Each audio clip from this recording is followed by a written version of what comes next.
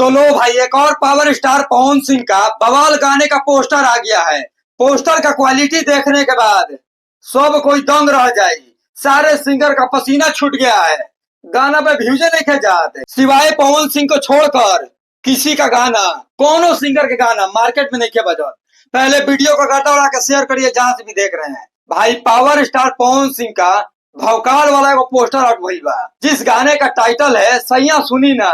और वैसे भी जिस गाने में पवन सिंह अकेले गा दिए हैं, 1 से 2 वीक में 50 मिलियन तय बा। देख लो गाना दिलवा ले जा रुमाल में तांडव मचा रहल बा। पहले सॉन्ग को लेकर विशेष बात करते हैं। जो आज पोस्टर आउट हुआ है, भाई पोस्टर देखने के बाद सारा लोग दंग रह जाइए और दंग हो गई बाने कि पवन सिंह फिर एक्टिव हो गई बा। अभी कोई के रोहे ना दी। इस गाने को लिखे हैं आशुतोष तिवारी और म्यूजिक दिए हैं प्रियांशु भाई। और पावर स्टार पवन सिंह के सिंगल आवाज बा। गाना सुनवा लोग न यार, सारा लोग हिल जाए हैं। लोग नए चैनल से गाना आ रहा है। पहली बार इस कंपनी से पावर स्टार पवन सिंह का गाना आ रहा है। इस कंपनी का मालिक भी भाई दंग रह जाएगा, टेंशन में हो जाइए। जौन रफ्तार से पवन सिंह के गाना पे व्यूज मिलेला, हमारा बुझाता कि कंपनी के मालिक दंग रह जाइए।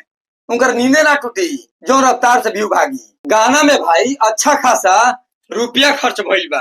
गाना आई नू, गाना आइला के बाद तार लोग का पता चली गाना में कितना रुपया खर्च भइल बा। और जो भी नया चैनल होता है, पवन सिंह का ही देन है।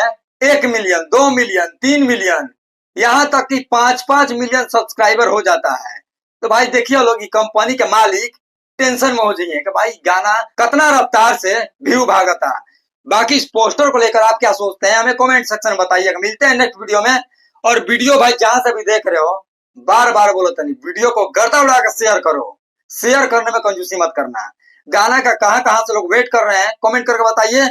और जल्द से जल्द गाना का टीजर छोड़ा जाए।